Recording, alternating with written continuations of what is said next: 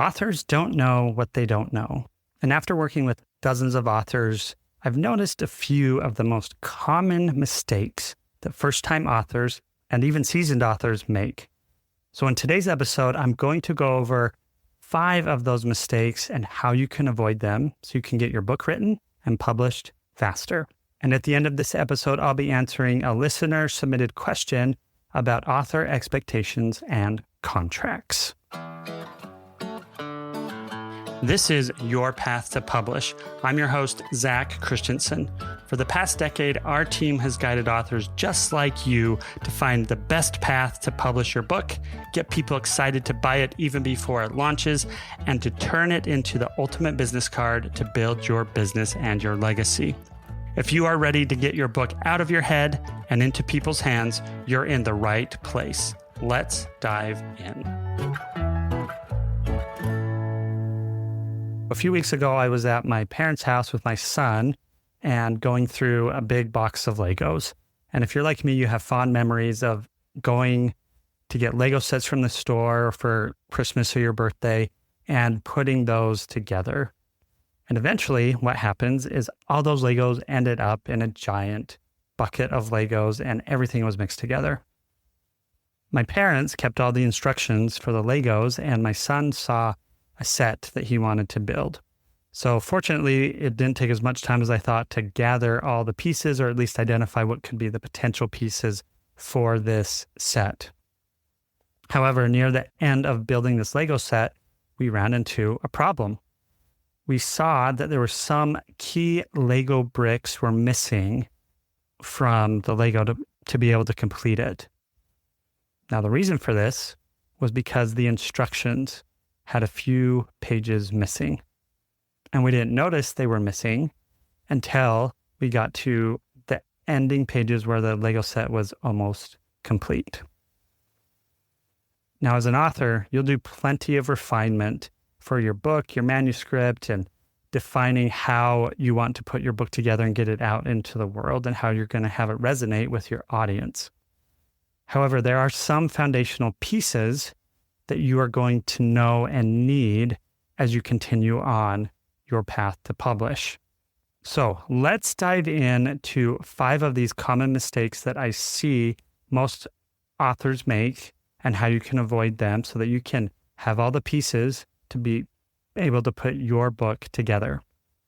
First is not knowing your audience. A lot of authors, when I ask them who your audience is, it comes across too broad. Most authors do have a sense of who their audience is, but it's just not knowing who your audience is, but it's narrowing down who is the audience for your book. Many authors do have concerns about going too niche, that their book will be too specific and that you won't be able to have a broad enough appeal to make the sales and get it out to who you want to.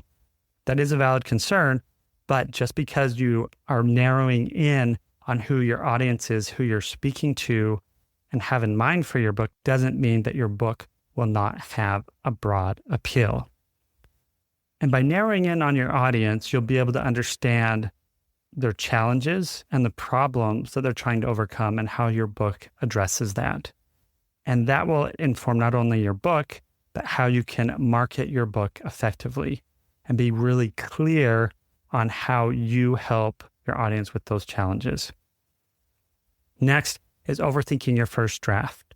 You have all this knowledge in your mind that you've learned over years of experience and research that you've done, and you want to put out a perfect first draft. Don't do that.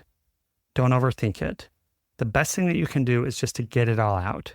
Now, your method of getting it out may be through Post-it notes, maybe just dumping it, maybe talking it out or recording it and then transcribing it, whatever method that is or that you try, it's best to just get it out. It will be messy. It's not going to be perfect. One of the ghostwriters I work with compares it to a potter's wheel, and you are just taking all the clay, all of the knowledge and content you have, and throwing it onto the wheel.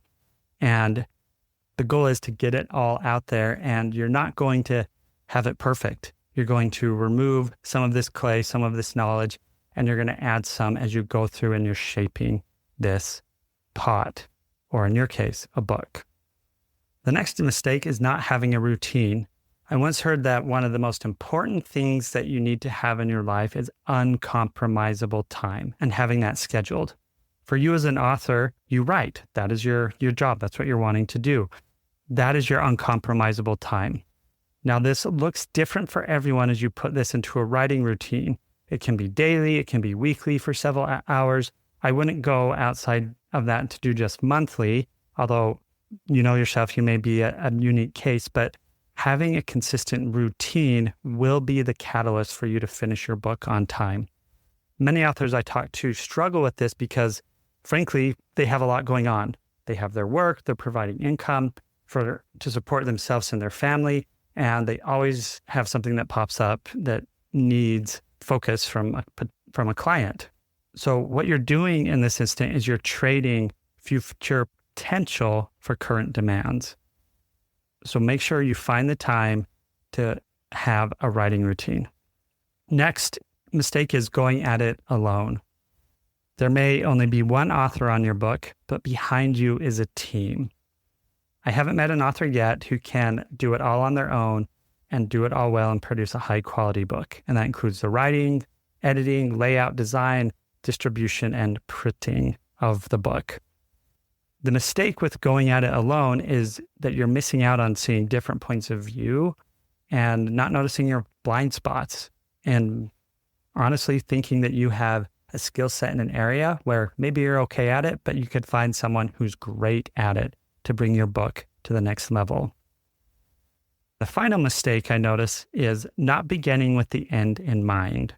Now, I'm borrowing that from habit 2 of the 7 habits, but your path to publishing your book is ever evolving, and you may choose to make a right turn when you were going left, but not understanding where you are going is the mistake that many authors make. How you get there may shift, but if you're not understanding where you're wanting to end up, what your goals are as the author, what you want the book to do, and what kind of author you want to be, that's what's going to delay and slow you down. So I would ask you to ponder these questions. What kind of author do you want to be? Why are you writing your book? What is the impact you want to make? And how are you going to get there? Be sure to join our Juxtabook Author Edge newsletter, where we will be providing weekly tips and guidance on what you need to know about finding your path to publish. Visit juxtabook.com to subscribe. Give us a review of your path to publish so we can reach more authors who want to find the right publishing path for them. On the next episode, we'll be talking about the 6 ways you are losing money by waiting to publish your book. You may be losing out on more than you think. Now let's jump into answering your submitted questions. If you have a question about a recent episode you'd like to submit, visit juxtabook.com/your path to publish and click on the appropriate button. I guess that I am wondering how you manage an author's expectations around their first contract. Like, what does that look in terms of per book royalties, or do they get like some at the beginning? Just something I would love just to hear about that process a little bit more, just to be familiar with what options are out there, what is kind of standard in the industry, what feels like appropriate for where that author's at in their life, things like that. So those are always kind of questions that come to mind, because once you get the exciting news that you have something that's getting published, I think after that, it's like, what happens next, To answer this question, I need to take a quick step back and discuss kind of the general ins and outs of traditional publishing and how it works when you submit a book proposal. So when I sit down with an author for the first time, I go through this process of how traditional publishing works. And what has to be done is a book proposal needs to be filled out at some point during the process. And once that book proposal is finished, you submit it to a range of different publishers. Now, how this is submitted varies greatly depending on the publisher. Some publishing houses have general emails that you submitted to. Others will have specific individuals or acquisition editors that you send a proposal to. And depending on the size of the publisher, you might find 1 or 2 acquisition editors that cover all of the books, Where at a larger publisher, each imprint usually has one or two acquisition editors that oversee that imprint and the different genres. Once your proposal lands in the inbox of the acquisition editor, you're going to be waiting. It may be a few weeks or even a few months. While you are waiting, you could expect to receive one of three responses. A rejection, which is not as fun, but at least you have an answer. Silence or no response at all, so you're just going to be ghosted, which isn't my personal favorite. Or you're going to be invited to take the next steps in the vetting process. And this is exciting news.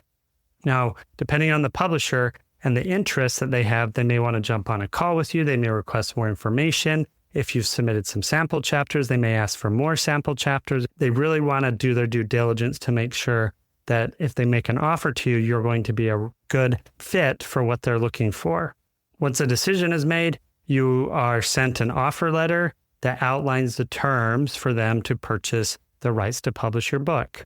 In traditional publishing, this typically includes an advance and royalty terms. At this point, this is your opportunity to negotiate. So with your agent or the research you've done already, find all the information you can about, is this a fair deal for you as the author, your type of book, and for what you bring to the table for marketing. If you feel like you can bring more value, negotiate for something higher, typically at higher advance. Royalties typically do not shift that much. Now, the type of advance you can expect as a first-time author will be between, honestly, probably the $5,000 to $15,000 range. If you bring a lot more credibility and you have a following built and you can clearly show that you'll be able to sell the copies of the book that will impress a publisher, you can ask for a higher advance. Now, other things outside of an advance and royalty that you could negotiate include the buyback rate that you have, the timeline, the creative control that you have, and many other things that would be important to you as an author but may not affect your income directly.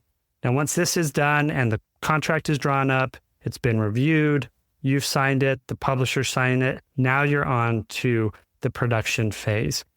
And you're working with typically the acquisition editor that you first worked with, but they're going through reading the book, giving a developmental edit, giving feedback on the book. You're going back and forth, rewriting the book, really doing some good polishing work on the content of the book. Once that has happened, the content is locked in and it's sent to a copy edit where all the grammar, spelling, and everything is checked for accuracy. Then comes the production phase. This is where the book is designed, laid out, all the images are inserted, and there's a few round of reviews to make sure everything is as it should be.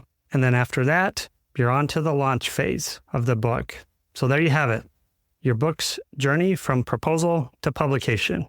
You start out by submitting a book proposal to pique a publisher's interest. You get an offer, you negotiate on the contract, and then you go through the production phases of finalizing and getting the book ready to launch. It's a thrilling ride. May feel a little slow at times, but it's going to get you a step closer to seeing your book on the shelves. Thanks for listening, and go out there, dust off your manuscript, and turn it into a bestseller that grows your business.